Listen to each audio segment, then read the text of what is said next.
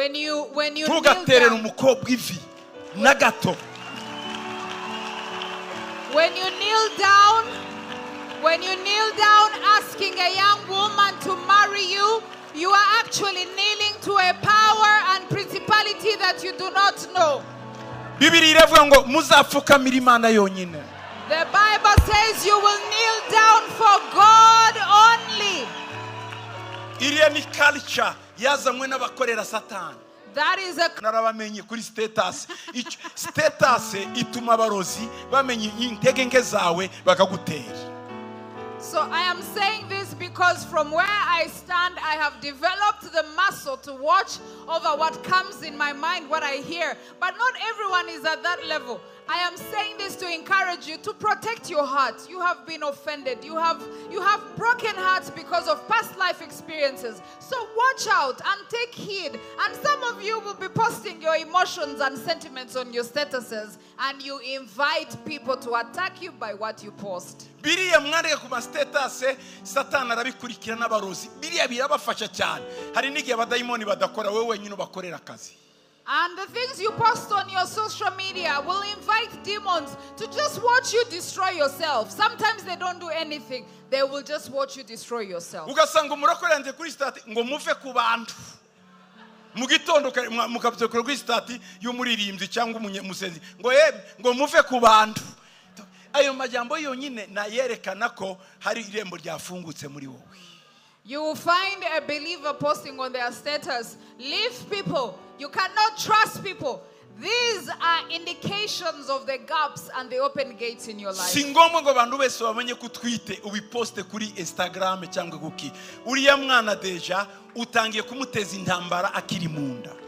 It's not necessary for you to post that you're pregnant. You are already exposing your unborn child to those people. Ikindi mbabwira gikomeye mutazi. Another thing you don't know. Mutazi ariko cyabaye developer n'abasataniste. But it was developed by Satanists. Mwe muragikora abahungu. And men do it, young men. Guterera umukobwa ivi ngo akwambika impeta, umwambika impeta. Kneeling down. Ibiriya muba mukoze ububaye anda y'imbaraga zindi. Niyo mpamvu mubona amagwa atakicuba kubu. Culture that was brought by Satanists. Imara yemerwa n'abakristo n'abana b'Imana. Ntuzabikore ngo uterere umukobwa ivi. Yohana yagiye guterera marayika ivi, marayika ngo no ngo ndimbata mugenzi wawe ngo n'Imana yonyine ipfukamirwa. And this is a culture that even believers have embraced. But in the Bible tells us that even John, when he went to kneel down before an angel, the angel said that I am a servant like you. You will only kneel down for God. Mwabakobwa, young women, umukobwa na umuhungu naje guterera ivi menya kusenye. When a man uzahita umubwira ati no winterera ivi si Imana uzabyange. When a young man wants to kneel down before you, refuse and tell them, I am not God. Please do not kneel before me. Iyo si n'imico y'Ikinyarwanda mwayanduye he? First of all, that's not part of our Rwandan culture. Where did you get it Muzagenda from? muhiga inyoni mutahana ibihunyira. You will look for birds and catch owls. Kimwigana ibyo mureba mu banyamerika bakora. Please, I beg you, do not imitate what you see Americans do. Bakora. Or what Europeans do. Ni bangahe bubatse muri Amerika? How many are married in the US? Ni bangahe bubatse Buraya? Bose n'aba divorce kubera ibyo byo gutera ivi. Kuko si Imana iyoboye ugo rugo. Ugo rugo ruyobowe n'ikidayimoni cy'uwo bapfukamiye.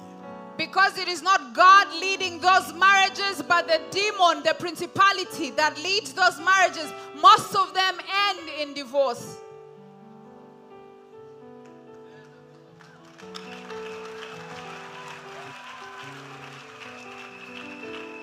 Abandi ni babikora mubareke ariko mwebwe bana bo muri Zayoni ntimuzabikora. If others do it, let them do it. But you members of this church do not accept this. Kandi nugira inshuti yawe uzamubwira ngo ni bibiriya. And if you have a friend, discourage them from doing it. Kuko uri muramwubakira. Because you're helping them. Imana Satani yabwiye Yesu ngo namupfukamire. Yesu yavuze gute? Satan told Jesus ngo Imana yonyine niyo gupfukamira. And Jesus said only God should be knelt down for. Murabona abasirikare? You see soldiers? Muzi ukuntu bubahana? Do you know how they honor each other? Iyo yubashe umurutagira gute? When they honor others, what do they do? Atere abapfukamye.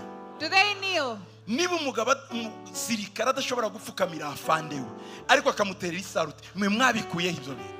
If a soldier will salute a leader, why do you kneel if they will not kneel? ubundi nibo bubaha kuruta indogobe. Soldiers are the most honorable than horses. nibo bakagombye gupfukama imbere y'afande. They should kneel before their leaders. ariko abayemye ahagarara Paul muri position nziza. They stand in the right position yarangiza agatera isaru. and then salute. uwo mwuka wo gupfukama mwawukuye. Where did you get the spirit of kneeling down? banyoko nabaso ntibapfukamye barasazanye ariko mwe mwarapfukamye mwarasenye. Your mothers and fathers